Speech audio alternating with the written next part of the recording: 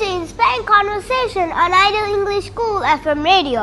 I'm Shazin Fatima, hosting today's show with my co-host Aida Rahman. Today, we are honored to have Mr. Rafiq, the Deputy Director of Education from the DDE office in Malappuram, joining us on our School FM channel. Mr. Rafiq brings with him years of experience in education administration and oversight in Malappuram. We are excited to welcome Mr. Rafiq. Thank you. What are the key initiatives by the DDE office to improve education standards in Malappuram? വിദ്യാഭ്യാസ മേഖലയിൽ ഒരുപാട് പ്രശ്നങ്ങളും ഉണ്ട്. നിരവധി രീതിയിലുള്ള പ്രവർത്തനങ്ങളാണിപ്പോൾ നടന്നുകൊണ്ടിരിക്കുന്നത്. നമ്മുടെ ഒരു പരമ്പരാഗതമായ രീതിയിലുള്ള വിദ്യാഭ്യാസ പ്രവർത്തനങ്ങളല്ല ഈ പുതിയ തലമുറയിൽ നടക്കുന്നത്. പഴയ കാലഘട്ടത്തിൽ നിന്ന് ഒരുപാട് വ്യത്യാസമായിട്ടുള്ള മാർഗങ്ങളിലൂടെയാണ് ഇപ്പോൾ വിദ്യാഭ്യാസം കൈമാറുന്നത്. പഴയ തലമുറ പഠിച്ചിരുന്ന അവസരത്തിൽ അവർക്ക് ഏതെങ്കിലും ഉപകരണങ്ങൾ നേരിട്ട് കാണുവാനോ അതുമായിട്ട് തൊട്ടു നോക്കാനോ അല്ലെങ്കിൽ അതുമായിട്ട് പ്രവർത്തിച്ച് കാണാനുള്ളൊരു അവസരം ഉണ്ടായിരുന്നില്ല. നമ്മുടെ പൊതുവിദ്യാഭ്യാസ സംരക്ഷണ യജ്ഞം നടപ്പിലാക്കിയത് മുതൽ നമ്മുടെ പൊതുവിദ്യാലയങ്ങളൊക്കെ ഹൈടെക്കായി മാറി. തുടക്കത്തിൽ ഹൈസ്കൂൾ ക്ലാസ്സുകളിൽ പ്രൊജക്ടർ, അതുപോലെയുള്ള കമ്പ്യൂട്ടർ ഉപകരണങ്ങൾ, അതുപോലെ കുട്ടികൾക്ക് ചെയ്തു പഠിക്കാനുള്ള റോബോട്ടിക്സ് സംവിധാനത്തിൽ ചെയ്തു പഠിക്കാനുള്ള ഉപകരണങ്ങളൊക്കെ സർക്കാർ ലഭ്യമാക്കിയതിൻ്റെ അടിസ്ഥാനത്തിൽ ഒരുപാട് മാറ്റങ്ങൾ വന്നു. പഴയ കാലഘട്ടത്തിൽ അധ്യാപകർക്കൊരു വെല്ലുവിളിയായിരുന്നു. ഒരു ഉപകരണത്തെക്കുറിച്ച് പറയുമ്പോൾ ഒരു ചിത്രം കാണിച്ചുകൊണ്ട് അല്ലെങ്കിൽ ടെക്സ്റ്റ് ബുക്കിലെ ചിത്രങ്ങൾ മാത്രം പ്രദർശിപ്പിച്ചുകൊണ്ട് അതിനെപ്പറ്റി വിശദീകരിക്കാൻ മാത്രമേ കഴിഞ്ഞിരുന്നുള്ളൂ. എന്നാൽ ഇന്ന് ആധുനിക സൗകര്യങ്ങളുള്ള ലാബുകൾ സ്കൂളിൽ ഏർപ്പെടുത്തിയത് മുഖാന്തിരം കുട്ടികൾക്ക് പരീക്ഷണം ചെയ്തു നോക്കുവാനും ഒരു കോശത്തിൻ്റെ ഘടനയെക്കുറിച്ച് പാഠപുസ്തകത്തിലെ ഒരു ചിത്രം നോക്കി പഠിക്കുന്നതിനേക്കാൾ ഉപരിയായിട്ട് അതിൻ്റെ ത്രിമാന രൂപം കുട്ടികൾക്ക് കണ്ടുകൊണ്ട് പഠിക്കാനും അതുമായി വ്യക്തമായിട്ടുള്ള ആശയങ്ങൾ രൂപീകരിക്കുന്നതിനുള്ളൊരവസരം നമുക്ക് ലഭ്യമായിട്ടുണ്ട്. ഇത്തരം രീതിയിൽ ഒരുപാട് മാറ്റങ്ങൾ കുട്ടികൾക്ക് വിദ്യാഭ്യാസ മേഖലയിൽ വന്നിട്ടുണ്ട്.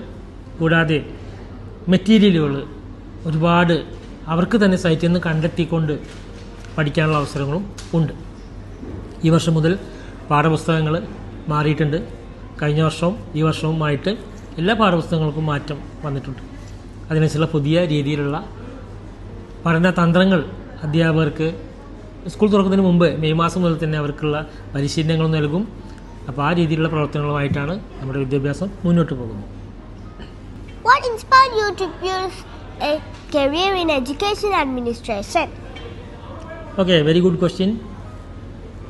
വളരെ ചെറിയ കാലഘട്ടത്തിൽ തന്നെ എനിക്ക് വായിക്കുവാനുള്ള ഒരു ക്യൂരിയോസിറ്റി ഉണ്ടായിരുന്നു. എൻ്റെ ചെറുപ്പകാലത്തിലൊക്കെ എനിക്ക് ധാരാളം പുസ്തകങ്ങൾ വായിക്കാൻ കിട്ടിയിരുന്നില്ല.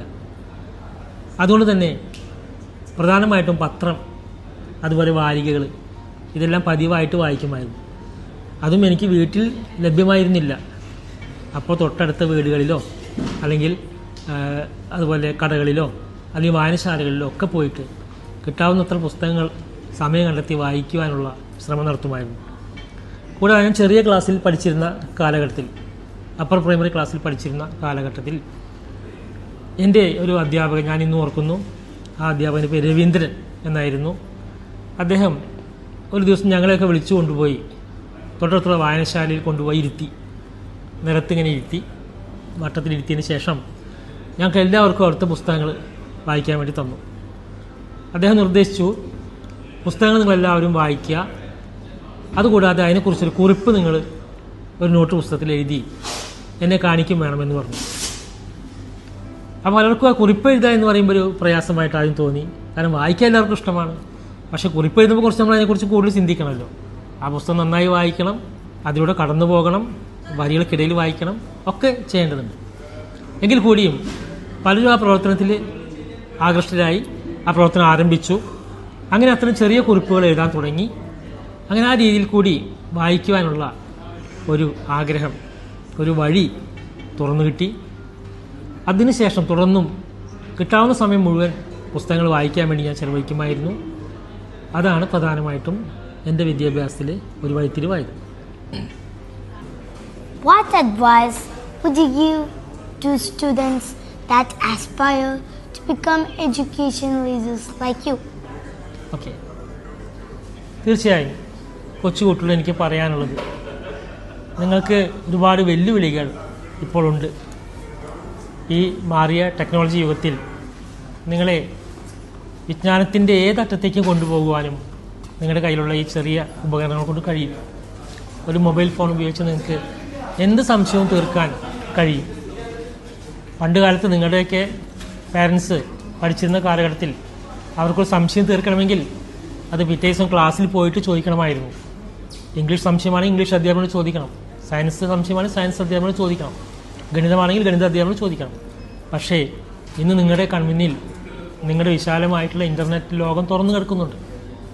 അതുപയോഗിച്ച് നിങ്ങൾക്ക് തീർച്ചയായിട്ടും നിങ്ങളുടെ ഏത് സംശയവും തീർക്കാനും, നിങ്ങൾക്ക് വിവിധ രീതിയിൽ തന്നെ ഒരു ക്വസ്റ്റ്യൻ നിങ്ങൾക്ക് അടിച്ചു കൊടുത്താൽ ആ ക്വസ്റ്റ്യൻ മാത്സിലൊരു പസിൽ നിങ്ങൾക്ക് 1000-ഓ 10,000-ഓ രീതിയിൽ സോൾവ് ചെയ്ത് കിട്ടുന്ന തന്ത്രങ്ങൾ നിങ്ങളുടെ വിരൽത്തുമ്പിൽ ലഭ്യമാണ് ഈ കാലഘട്ടത്തിൽ.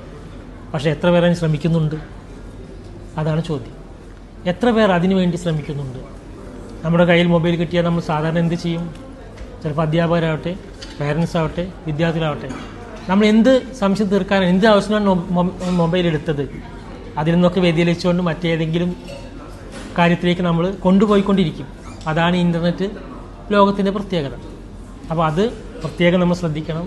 ഇപ്പോൾ വിദ്യാഭ്യാസ ഗവേഷകർ പറയുന്നു നമ്മൾ സ്ക്രീൻ ടൈം കുറയ്ക്കണമെന്നാണ്.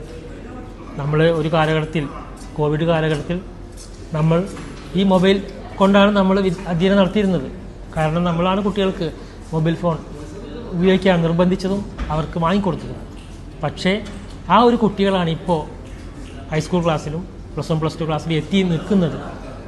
തീർച്ചയായും എളുപ്പമായിട്ടുള്ള കാര്യമല്ല. പെട്ടെന്ന് അവരൊന്നും ഈ മൊബൈൽ പിടിച്ചു വാങ്ങാൻ ഒന്നും നമുക്ക് കഴിയില്ല. അത് വളരെ വിപരീതമായ ഫലം ഉണ്ടാക്കും. നമ്മളിപ്പോൾ നിരന്തരമായിട്ട് വാർത്തകൾ കണ്ടുകൊണ്ടിരിക്കുകയാണ്. പക്ഷേ വ്യക്തമായിട്ടുള്ള മാർഗ്ഗനിർദ്ദേശം അധ്യാപകരും അതുപോലെ രക്ഷിതാക്കളും അവർക്ക് നൽകണം. എങ്ങനെ അത് ഉപയോഗിക്കണം, എന്താവശ്യം ഉപയോഗിക്കണം എന്ന രീതിയിൽ. പലരും ഗെയിമിൻ്റെ മായിക വലയത്തിൽപ്പെട്ട് സമയങ്ങളോളം മണിക്കൂറോളം അവർ നഷ്ടപ്പെടുത്തുന്ന അവസ്ഥ ഉണ്ട്. പക്ഷേ ഇന്ന് ഒഴിവാകാൻ നമുക്ക് കഴിയില്ല. കാരണം ടെക്നോളജിയോടൊപ്പം നമുക്ക് സഞ്ചരിച്ചേ പറ്റൂ.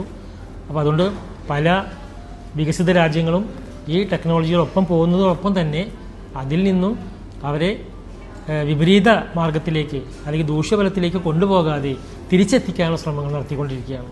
അത് എനിക്ക് പറയാനുള്ളത് ഇത് മാത്രമാണ്. നിങ്ങൾ വളരെ സമയം സ്ക്രീൻ ഉപയോഗിക്കാതെ ആവശ്യമുള്ള കാര്യത്തിലേക്ക് ഉപയോഗിക്കണം. അങ്ങനെ നല്ല രീതിയിൽ നിങ്ങൾ പഠിച്ച് നല്ല കുട്ടികളാണെന്ന് മാത്രമാണ് എനിക്ക് പറയാനുള്ളത്. Thank you, Mr. Rafiq, for sharing your valuable insight with us today on the School FM channel. Your perspectives on education in Malappuram and the role of the DDE office are truly enlightening. We appreciate your time and look forward to hearing more about the impactful work being done in our district education sector. Thank you once again, Mr. Rafiq, for joining us. Thank you. Thank you all.